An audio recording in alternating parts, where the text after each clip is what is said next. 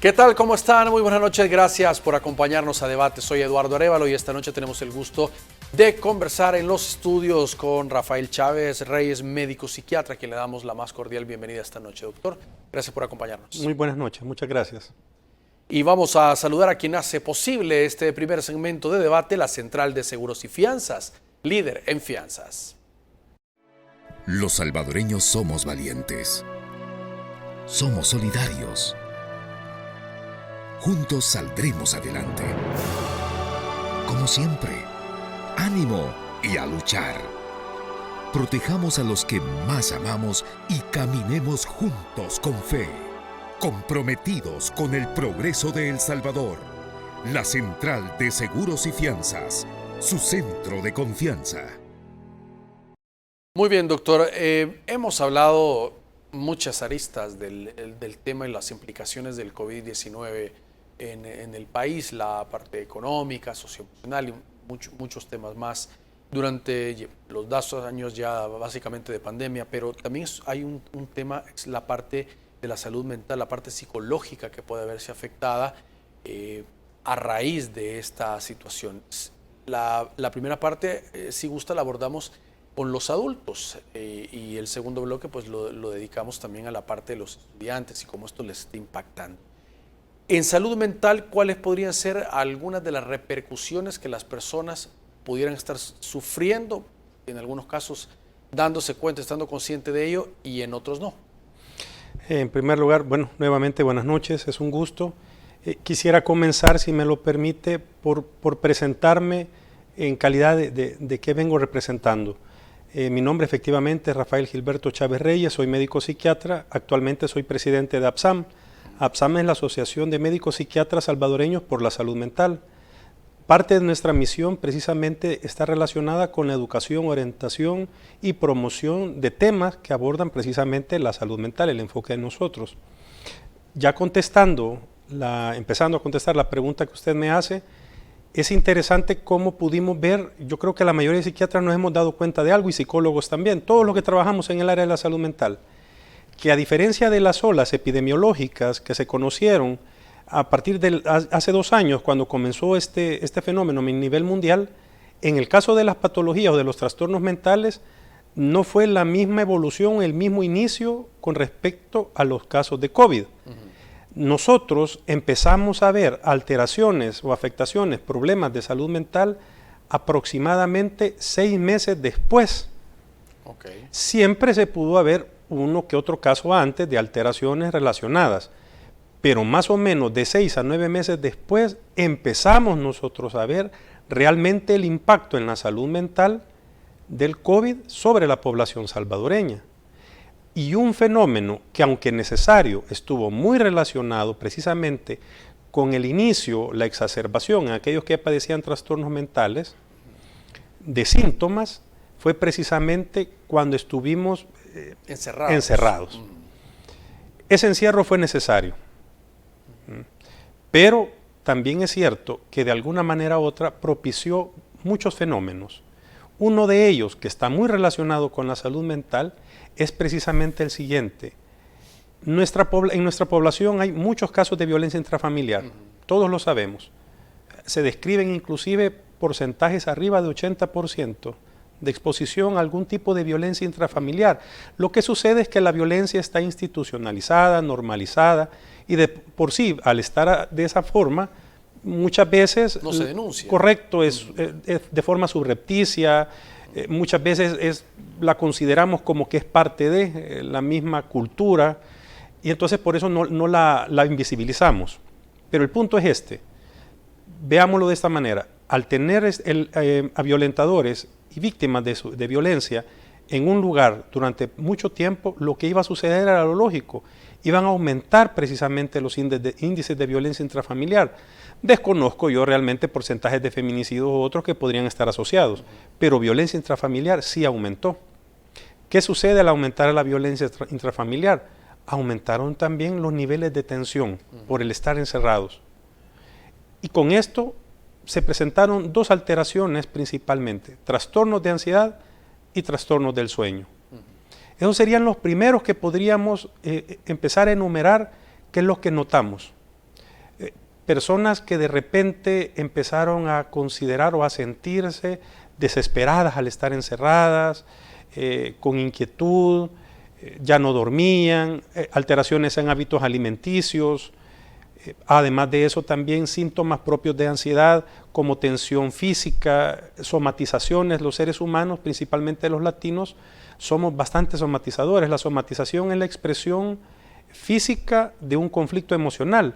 Entonces, cuando estamos preocupados, nos puede doler la cabeza. El estómago. Fíjese que es interesante que uno de los sistemas que más sufre es el sistema gastrointestinal. Sí.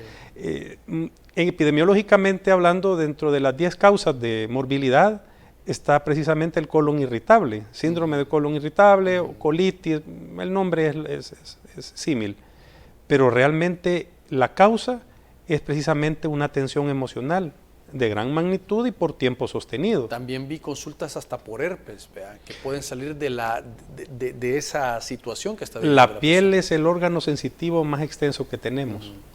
Enfermedades que antes se consideraban eminentemente psicosomáticas, que hoy ya no, pero que todavía se ve correlación, están precisamente la psoriasis y otra el vitiligo, que conocido también como vienteveo. Correcto. Entonces, hemos visto definitivamente muchas personas que han somatizado el estrés, los grandes niveles de ansiedad, producto en parte de una incertidumbre. Es que hay que considerar algo. Cuando esta pandemia se presentó, nos generó, lo primero es, por supuesto, temor.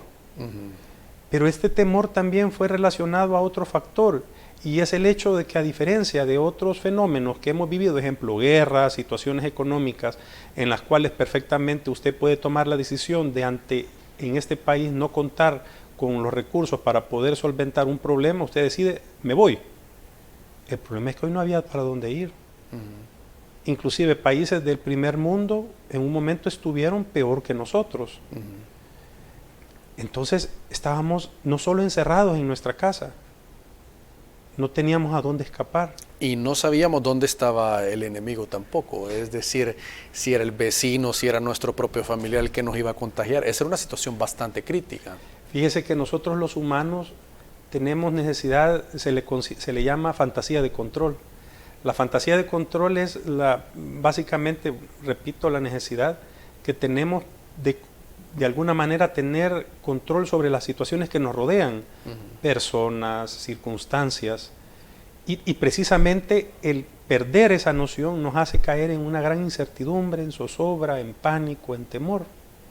Esta situación, como usted dice, esta enfermedad, este enemigo, no lo veíamos, no lo tocábamos, no sabíamos en qué momento llegaba. Por supuesto, eso nos llenó más definitivamente de factores negativos que lo que vinieron a propiciar precisamente es eso, el aparecimiento, como mencioné hace un momento, de trastornos de ansiedad. Bueno, y al llegar al punto incluso, doctor, de volverse la gente hasta irracional, bajar de los buses a personal de salud, por señalar los que ellos eran los que estaban transportando el virus, hubo gente, personal médico de algunas colonias que se conocía, que hasta lo sacaron los mismos vecinos de ellos, les dijeron que no podían estar ahí porque que ellos estaban infectados. Una situación como que fuese lepra, y era la falta de información que se tenía en ese momento de cómo se manejaba el virus. Correcto, y ¿qué provoca la desinformación? Pánico, y el pánico que provoca conductas impulsivas, conductas caóticas y aberrantes. Definitivamente, al tener personas con miedo, y tomemos en cuenta otro elemento, estábamos siendo bombardeados a partir de muchos medios de comunicación y ahora también las redes sociales, de información de otros países con escenas dantescas. Si no mal lo recuerdo, en un tiempo en que estuvieron las imágenes de Ecuador, donde se podía ver, calles. Correcto, las calles llenas de cadáveres. Sí, sí. Posteriormente la India. Entonces, definitivamente escenas de ese tipo, tan violentas, porque efectivamente son violentas, lo que generan es angustia. Y ante la angustia, yo lo que necesito es canalizar precisamente la frustración de no poder tener las cosas o poder controlar las cosas como así lo deseo, y tengo que buscar culpables. Y precisamente por eso sucedía lo que usted me comenta. Y yo tuve compañeros que son trabajadores en el área de salud que sufrieron, que tuvieron inclusive que salir de sus casas porque fueron amenazados. Compañeros a los que les tiraban inclusive lejía, y no es broma. A enfermeras, personal médico y otro personal sanitario también. Ahora, hay casos también donde se vio en los hogares personas que perdieron empleo, personas que tenían que pasar básicamente o contagiados en la casa, que les fue muy difícil la convivencia en el hogar, es decir, estaban acostumbrados a que mamá salía, papá, los chicos, no había tanto control y de repente pasar todos conviviendo, tal vez con un solo televisor, un solo baño, o sea, como ponerse de acuerdo o convivir entre ellos, para algunos se volvió una situación, una prueba o un caos en el mismo hogar. Sí, lo que mencionabas al principio, precisamente ese fue uno de los factores relacionados con el aumento de violencia intrafamiliar. Y si no solo de violencia intrafamiliar, lo que veíamos, altos niveles de tensión. Básicamente los trastornos de ansiedad se componen de 3 grupos de síntomas. Rápido los explico para que veamos cómo muchas personas los experimentaron. Una tensión emocional, una sensación de desesperación, angustia, de perder el control, una tensión física, dolor de cabeza, dolores musculares. Y a los otros que se le llaman síntomas vegetativos, que son tan comunes y tan incómodos como visión borrosa, resequedad de boca, sensación de un nudo en la garganta, opresión en el pecho, palpitaciones, temblor, sudoración. Ahora, imagine esto en una persona todos los días y al mismo tiempo estar encerrado. Muchos servicios de salud restringieron o limitaron los procesos de atención de una manera u otra porque en principio todos teníamos miedo. Todo se fue regulando definitivamente, pero muchas personas también no asistían a los centros de salud producto de la misma zozobra. Y eso hacía que ese estrés se fuera acumulando. Y el problema es que nosotros no somos educados en formas de control precisamente del estrés. No se nos educa, los niveles de inteligencia emocional de nuestra población son bajos. Entonces definitivamente no estamos acostumbrados a lidiar, a comprender, a reconocer nuestras emociones, mucho menos a poderlas tratar. No sé si será una percepción, pero también en el tráfico se veía a la gente como más agresiva, ya cuando pudieron salir y desarrollarse de la misma tensión. Uno de los canales donde liberarle en el tráfico, o sea, la gente se volvió más intolerante de lo que normalmente es. Por supuesto, y no solo allí, en todas partes. Las personas todos estábamos sumamente tensos. Éramos como ollas de presión, volcanes a punto de explotar. Cuando pudimos liberarnos, precisamente eso lo hicimos. Y eso lo que incrementó fueron precisamente problemas en relaciones interpersonales, otros tipos de violencia como el que usted estaba describiendo hace un momento, definitivamente porque estábamos más coléricos, más irritables, más impulsivos, más intolerantes. Entonces, todas estas condiciones en una sociedad que, si lo vemos también, somos aglutinados, porque todos nosotros vivimos en un espacio pequeño, muchas personas, era imposible que no iba a generar roce. Claro. Y ese roce definitivamente iba a afectar nuestra salud mental. Por eso veíamos, me he centrado en los trastornos de ansiedad porque realmente es el mayor, pero también, como le decía hace un momento, se generaron trastornos del sueño. Ya vamos a hablar de eso, doctor. Vamos a hacer una pausa y regresamos ampliando esta información. Ya regresamos. Muy bien, gracias por continuar con nosotros. Doctor, antes de la pausa estábamos hablando de las manifestaciones físicas, si lo podemos decir de alguna forma, a las personas de ansiedad o estrés o otro tipo de problemas que manifestaban durante el periodo más crítico de la pandemia, pero también hubo personas que no podían conciliar el sueño. Ya sabemos que el no dormir o no descansar bien trae problemas físicos también, o sea, es una cadenita, ¿verdad? Totalmente. Los trastornos del sueño se incrementaron precisamente por los niveles de ansiedad, de tensión, de tristeza, melancolía, que después pudo haber derivado en depresiones también. Entonces teníamos personas que sus horas de sueño efectiva disminuían notablemente a tal vez la mitad del tiempo, otras tenían muchas pesadillas y la calidad de sueño dejó de ser nutricio, y al dejar de serlo, estas personas definitivamente en el día estaban más fatigadas, más intolerantes. O sea, es un fenómeno que podríamos decir en cascada.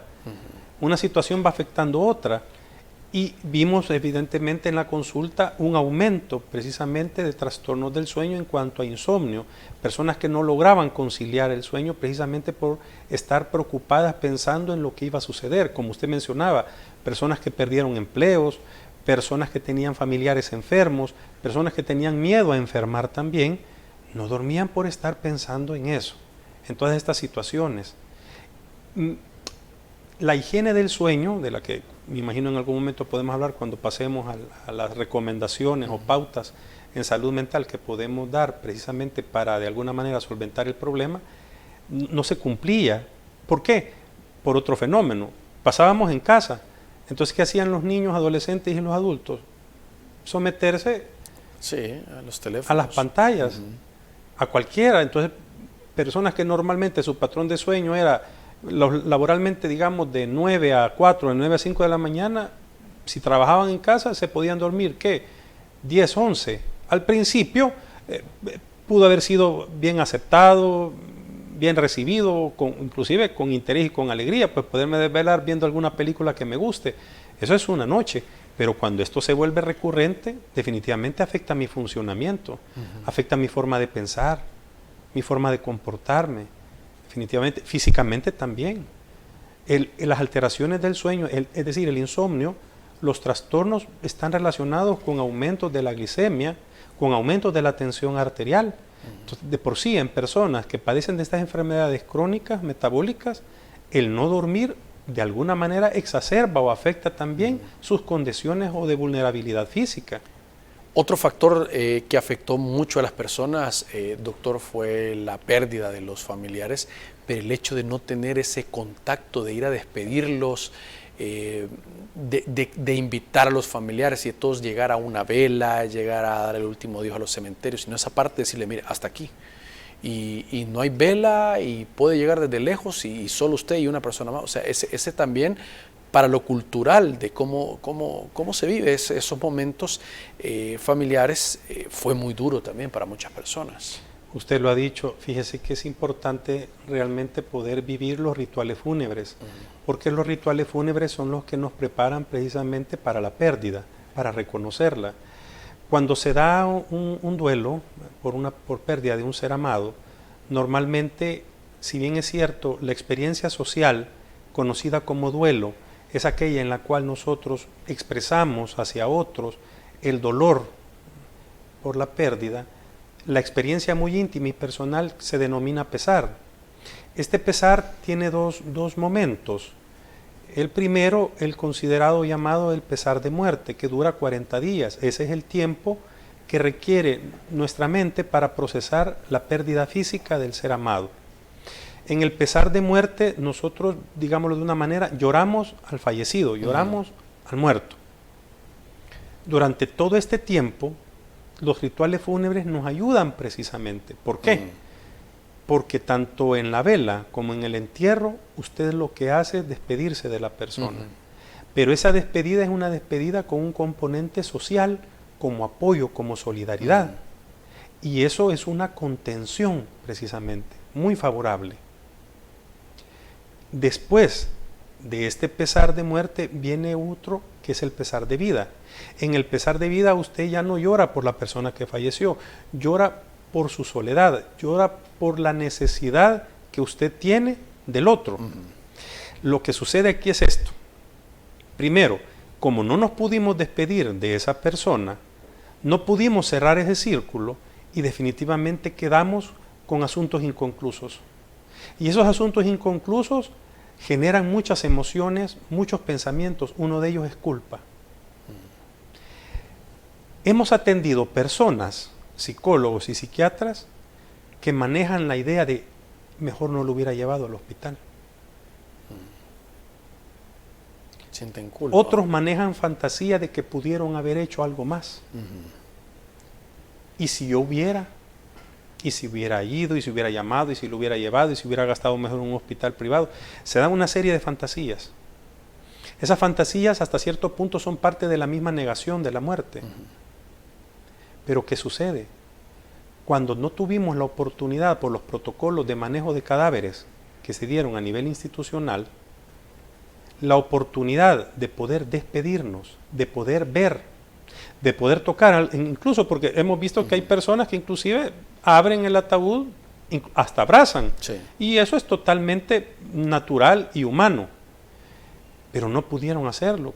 ¿Cuál era el fenómeno que veíamos? El fenómeno, como usted bien lo describió, es que de la morgue salían en bolsa, porque ese es el protocolo, en bolsa directamente al ataúd, la familia a distancia, seguían el carro o la carroza fúnebre que iba acompañado también de cuerpos de seguridad, no a la lentitud que normalmente estamos acostumbrados cuando se sigue precisamente una carroza correcto, fúnebre, sino que iban hasta con sirena. Se llegaba al lugar de entierro y los familiares al principio estaban a una distancia exagerada, Sí. después se disminuyó, pero aún así, como usted bien lo mencionó, 2 o 3 personas, nada más. Y igual, lo único que llegaban era ver cómo bajaban el ataúd y cómo se echaba a tierra. Y eso era todo. Y después a regresar a la casa. Entonces estas personas, ¿cómo creemos que han vivido o están viviendo sus duelos? Es que ese es el tema, doctor. Debe haber una inversión más grande en salud mental, sobre todo en este momento y cuando termine la pandemia. Estaba viendo algunos datos, dice UNICEF, estima 390.000 millones de dólares por año en pérdidas económicas a raíz de la pandemia, dice, es en la parte económica.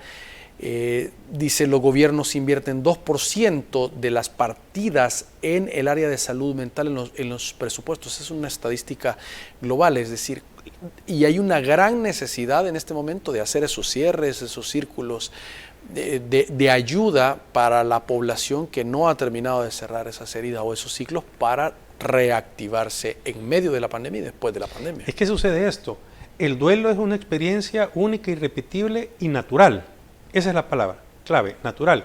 Como es natural, normalmente estamos adaptados o tenemos capacidad para poderla sobrellevar a partir de nuestras habilidades, destrezas, nuestra capacidad para adaptarnos. Ahora bien, ¿qué sucede? Que este fenómeno desnaturalizó precisamente la forma en la que nosotros estamos acostumbrados a sobrellevar, a manejar las pérdidas. Siendo así, nos enfrentamos a un duelo distinto. En el área de la psicopatología, en el área de los trastornos mentales, se le considera o se le llama duelo patológico o duelo complicado. Este duelo complicado definitivamente se sale de la norma y al salirse precisamente de esos parámetros normales que le decía al principio, ya empieza a presentar la persona síntomas compatibles con una depresión o se termina degenerando el duelo complicado en un trastorno depresivo o en un episodio depresivo. Definitivamente, si bien es cierto, un duelo no va a necesitar o no va a requerir de la atención de un profesional en el área de la salud mental, porque de ser así todos requeriríamos siempre, no, tampoco no hay que dar datos erróneos, pero un duelo complicado sí lo va a requerir. Un duelo complicado va a requerir de la atención de un profesional, puede ser psicólogo, puede ser psiquiatra, dependiendo de la complejidad del caso y de la necesidad también en su momento de psicofármacos, pero ahí hay un aumento, como usted lo mencionó, de estos episodios. Por lo tanto, va a haber demanda insatisfecha, precisamente por la gran necesidad de atención que estas personas tienen.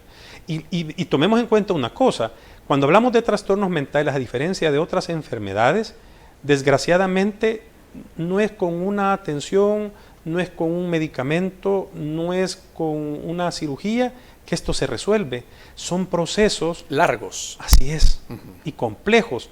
Entonces necesitamos personal que definitivamente tenga la oportunidad de atender toda esta masa, toda esta cantidad de personas con altas necesidades emocionales. ¿Y se cuenta con ese personal en el país, doctor? Pues definitivamente considero que hay personal. No sé si tenemos la cantidad suficiente porque sería un dato que pasa de mis conocimientos y no quiero mentir. Pero hasta ahorita lo que sí puedo dar fe es que el personal que labora institucional y de forma privada están haciendo definitivamente una gran labor. Y han visto aumentada la consulta precisamente de casos asociados al COVID. Esto tanto en lo privado, indirectamente. En lo privado y en lo público, doctor. Por supuesto, así es. Definitivamente una persona que tenga la capacidad adquisitiva muchas veces va a procurar por rapidez en la atención a pasar precisamente con un médico privado. De otra manera pasamos de forma institucional, pero de alguna manera estamos regidos bajo las limitantes propias de la burocracia que representa precisamente estos procesos de atención. Eso es conocido por todos, pero definitivamente de que se están brindando las atenciones, se están haciendo con un gran esfuerzo, definitivamente. Y eso es otro punto que también tenemos que ver. Los niveles de cansancio y en su momento que vamos a tener los trabajadores en el área de la salud y también en el área de la salud mental, conocido como burnout o síndrome de quemado, ya lo estamos viendo. Tenemos personal de salud que ante las exigencias sobre en los procesos de atención de personas, tanto sospechosas como con COVID directamente, estamos hablando de médicos en el área de emergencia, hospitales, enfermeras, trabajadores sociales, todas estas personas llega un momento en que se agotan, pero tienen que continuar.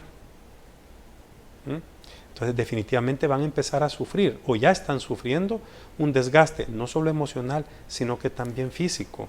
Muy bien, tenemos que hacer una nueva pausa, por favor, acompáñanos, ya regresamos. Muy bien, gracias por continuar con nosotros, doctor. También hay un tema que va a ser de mucho análisis, yo lo sé más adelante, pero que también es una realidad que están enfrentando, es el tema de los estudiantes. No tanto la parte educativa en sí de conocimiento, que ese va a ser otro análisis también, el tipo de profesionales que vamos a tener los que han estado graduándose durante el periodo de la pandemia, sino la parte psicológica y emocional de cómo le ha afectado a este joven pasar tanto tiempo encerrado, pasar de estar con sus compañeros a estar conectado básicamente en su habitación recibiendo clases así. Y hoy que ya pues se veía una luz al final del túnel, pues han dicho que, o tal parece que el 31 que inician las clases, inicia como cerramos semipresencial, pero podría mantenerse un poco más de lo previsto por los contagios de Omicron. Aquí tendríamos que hacer una diferencia que creo que es muy importante. Tendríamos que separar los grupos en básicamente niños, niñas y adolescentes. ¿Por qué? Son necesidades distintas, manifestaciones también distintas. Un niño, una niña normalmente vive en dos áreas, se maneja en dos áreas de funcionamiento, ahí se le conocen, la casa y la escuela. Sí. La escuela es el segundo ente socializador, es donde usted se va a aprender a reconocerse con sus pares, es decir, con otros niños, y a partir del reconocimiento de la sociabilidad con otros iguales que a usted, con intereses similares, usted va a aprender el juego, pero va a aprender las normas también del juego. Va a aprender también a respetar el orden, la organización, hay estructura. En la casa puede haberlo, pero en la casa podemos tener nosotros edades tan dispares como una persona adulta, llámese el padre de 40, 30 años de edad, otro hijo tal vez de 20 o 15 y tenemos un niño de 5 años. Entonces, es en la escuela donde nosotros adquirimos muchos de nuestros valores que están relacionados con nuestra capacidad de socializar y también donde terminamos de desarrollar parte de lo que va a ser más adelante nuestra personalidad, en esa interacción que establecemos con otros y con otras figuras de autoridad. Entendamos que en la escuela nosotros no solo compartimos con otros niños, sino que también reconocemos esas figuras de autoridad y con esas nuevas figuras de autoridad, nuevas formas de respetar, también de prestar atención, concentración, memoria, todas esas funciones mentales superiores. Se van desarrollando precisamente en la escuela. Pero ¿qué sucede?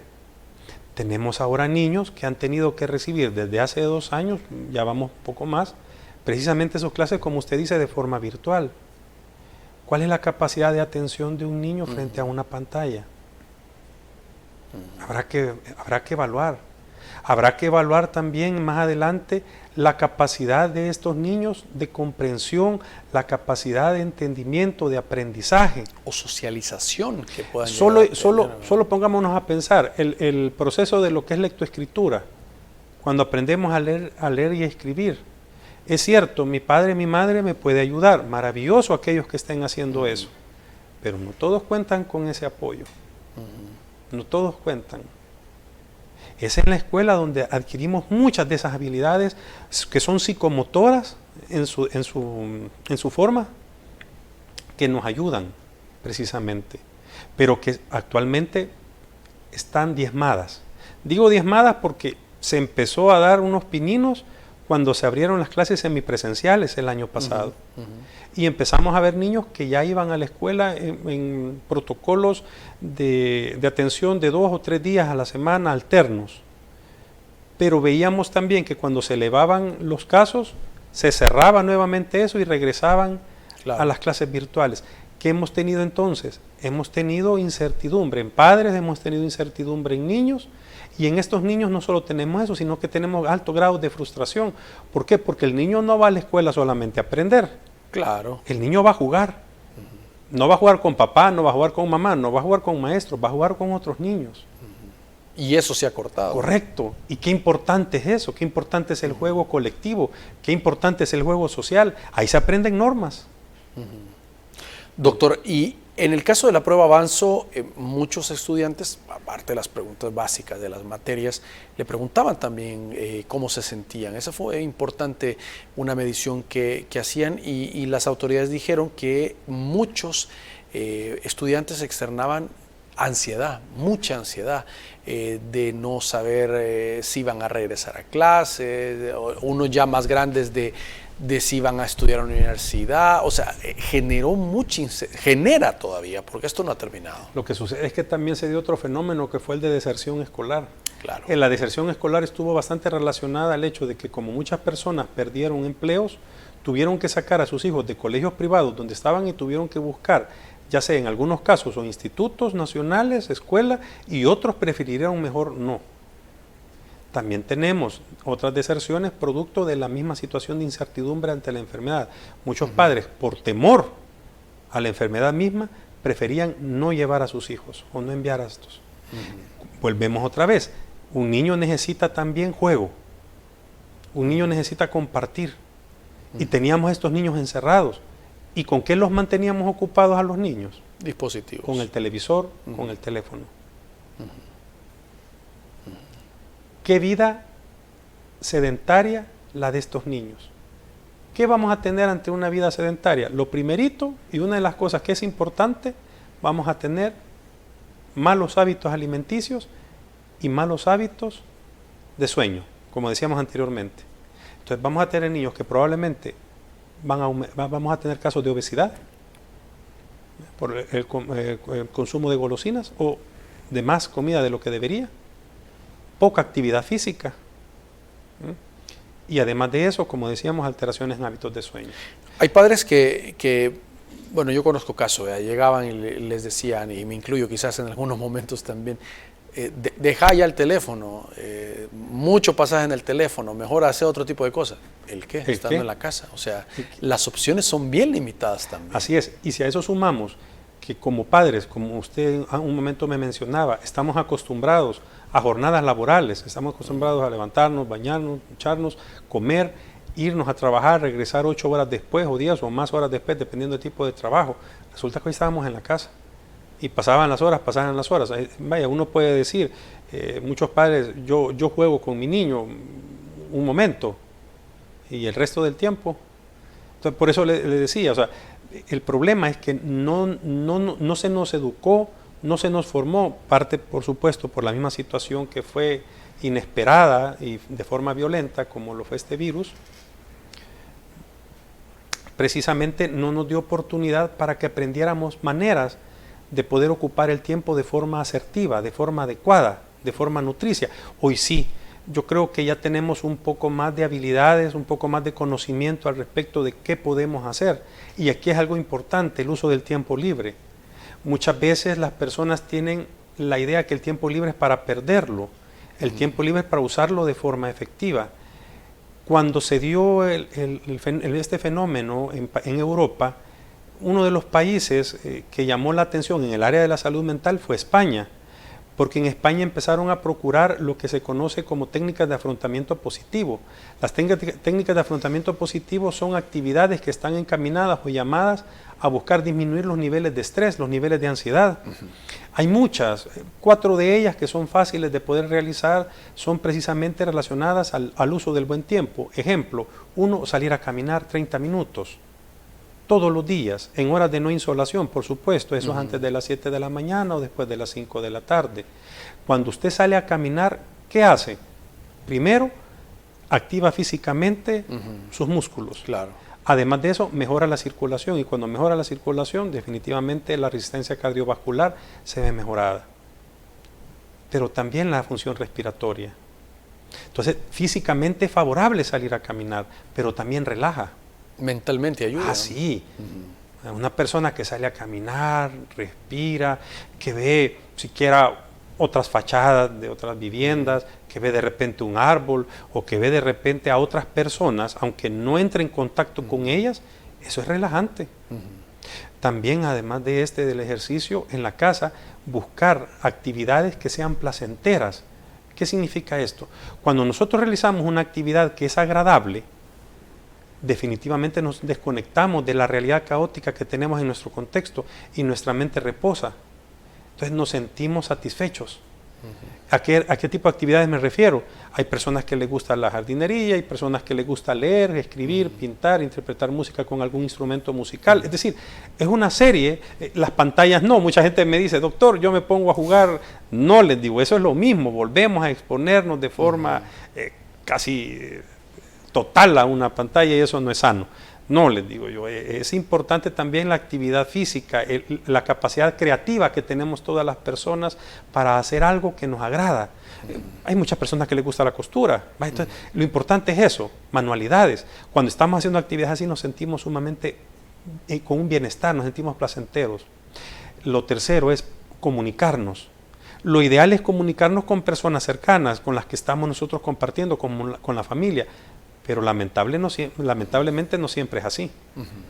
Gracias a Dios tenemos estos medios de comunicación y hoy podemos perfectamente establecer un diálogo con alguien que está en otro país. Pero ¿cuáles son las condiciones de esta comunicación? Debe ser con una persona que efectivamente sea positiva en mi vida. Es decir, una persona que me escucha, que me acepta como soy y me comprende, porque cuando yo converso con una persona así, me desahogo y eso me libera también del estrés que cargo. Y por último, fortalecer nuestra espiritualidad. Entendiéndose que espiritualidad no es lo mismo que religiosidad, que es una serie de normas, preceptos que usted está en un grupo. No, la espiritualidad es la trascendencia de cada uno de nosotros, esa comunicación que establecemos o introyección con nosotros mismos. Las personas que son religiosas la practican a partir de la lectura de la Biblia, oración, asistencia a un grupo, o en su casa. Hoy vemos que prácticamente no hay iglesia que no tenga canal o una radio. Eso es bueno. Sí. En las personas que no son religiosas, practican yoga, ejercicios de respiración. Hay unos muy buenos en YouTube, el mindfulness, que sirven precisamente para relajarse. Entonces, cuando las personas empezaron a activar en otros países y esa educación la recibimos nosotros y la trasladamos al público en general, es lo que estamos haciendo en este momento, las personas se dan cuenta que aún en esas 4 paredes pueden hacer actividades que sean sanas, que sean productivas, que les van a liberar de estrés, que van a disminuir ansiedad, que van a favorecer también otros procesos, entre ellos el sueño, y entonces la calidad de vida de estas personas mejora. La necesidad de búsqueda de procesos de atención en salud mental también disminuiría. Muy bien, tenemos que hacer una pausa y ya regresamos ampliando más sobre el tema. Muy bien, gracias por continuar con nosotros. Doctor, estábamos hablando de esos hábitos o esas, no sé, de repente, estas situaciones que debemos empezar a implementar en nuestra vida, o sobre todo los jóvenes que están encerrados y pasan debido a la situación de la pandemia, porque no sabemos cuánto tiempo más vamos a pasar así. al implementarlo, pero debe de ser de una forma consecutiva, no debe de ser, bueno, hoy salí a caminar, de aquí a 15 días lo voy a volver a hacer, sino convertirlo en un hábito, el caminar, el hablar con una persona positiva, decíamos, doctor, la otra era también, no sé, practicar alguna actividad que nos pueda relajar, como tocar guitarra o algo así, y el otro era, doctor, fortalecer la espiritualidad. Fortalecer la espiritualidad, ya sea a través de un grupo religioso o no, sí, soy religioso. O por ejemplo yoga, respiración, hacerlo las 4, no una u otra, sino las 4, nos puede ayudar, comprobado que nos puede ayudar a tener una mejor calidad de vida. Sí, y lo puedo comprobar y demostrar de la siguiente manera. Está demostrado que niveles de estrés bien altos, como le dije hace un momento, elevan precisamente o alteran los parámetros vitales. Los parámetros vitales son frecuencia cardíaca, tensión arterial, temperatura, frecuencia respiratoria. Entonces, cuando estamos bajo grandes niveles de estrés, estos se alteran. Ahora, si el estrés es sostenido, no solamente se van a alterar, sino que van a llegar definitivamente a provocar una afectación en nuestra salud física. Hoy veamos el caso contrario entonces. Si yo elaboro una rutina, porque esto es importante, una rutina de actividades, que es la que acabamos de hablar, técnicas de afrontamiento positivo, y las vuelvo hábitos de vida, por supuesto, son saludables, entonces vamos a revertir precisamente esas alteraciones de nuestros parámetros vitales. Vamos a tener una función respiratoria, función cardiovascular, una temperatura corporal más adecuada. Y también el sueño. Qué importante es educarnos en higiene del sueño. La higiene del sueño son una serie de elementos, tips, consejos que precisamente nos ayudan a tener un mejor dormir. Y son bien sencillos. Igual los comparto para toda la población. Primero, tenemos que tener un horario fijo para acostarnos y un horario fijo para levantarnos y respetar ese horario. Segundo, no dormir en el día. Muchas personas hacen siestas. Y después dicen, no puedo dormir, pero han dormido ese es un montón el problema. De repartida, ¿verdad? Fíjese que es interesante lo que usted acaba de decir y es un poco cómico.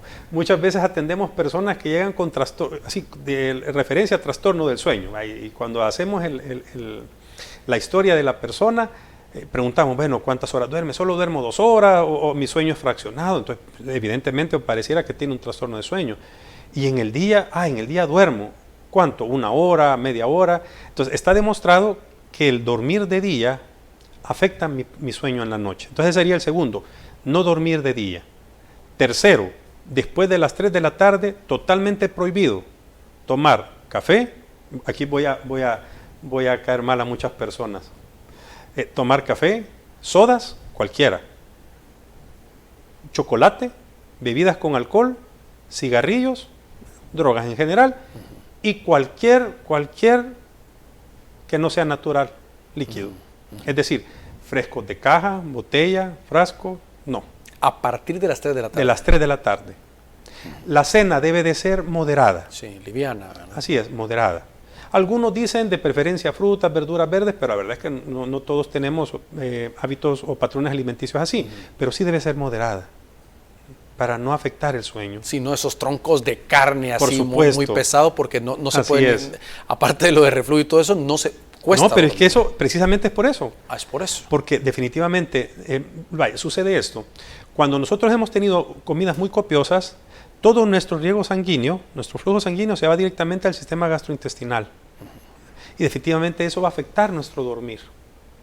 Además, tenemos más probabilidades de presentar, como usted lo mencionó, reflujo gastroesofágico, problemas de pirosis, molestias estomacales, de colon. Entonces, definitivamente, ¿quién duerme así? Entonces, segundo, una cena moderada con respecto al consumo de líquidos abundantes en el día, agua principalmente, pero después de las 5 de la tarde disminuir el consumo. Yo no digo que dejen de tomar, disminuir. ¿Para qué? Para no interrumpir el sueño por levantarse a orinar. Eso también es muy importante. Para las personas que les gustan las pantallas, aquí también no voy a... No es muy grato eso. No va a ser muy grato lo que voy a decir. Lo ideal sería 8 de la noche. Eso sería lo ideal. ¿Por qué? Porque cualquier pantalla, lo que hace es activar nuestro cerebro. Porque eso hace.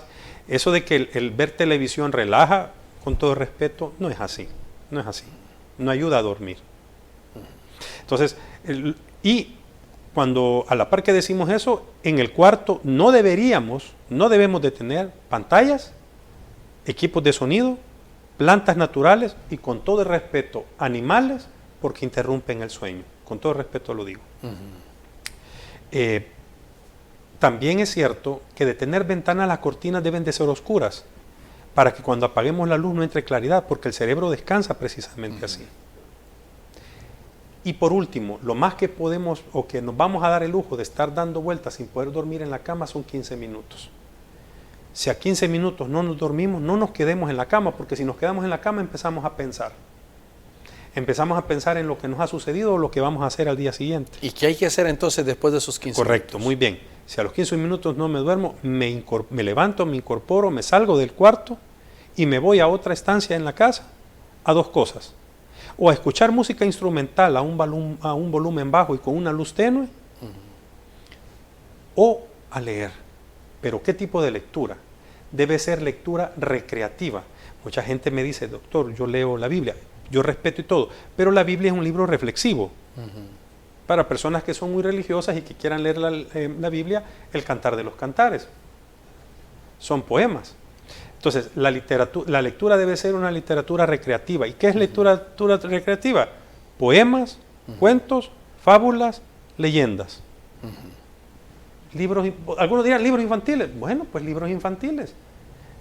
Lean, y cuando ya se relaje y venga el sueño, hay que acostarse. aprovecharlo. Entonces, cuando nosotros muchas personas con trastorno de sueño inmediatamente lo que buscan es pastillas, medicamentos. Gran error. Lo primero que tenemos que crear son hábitos, conductas saludables que van a favorecer precisamente un buen dormir. Muy bien. Doctor, hemos aprendido muchísimo esta noche. Queremos agradecer su conocimiento, que lo haya trasladado a los televidentes. Creo que todos nos llevamos tips anotados para empezar a implementar en casa. Un placer, y vuelvo otra vez.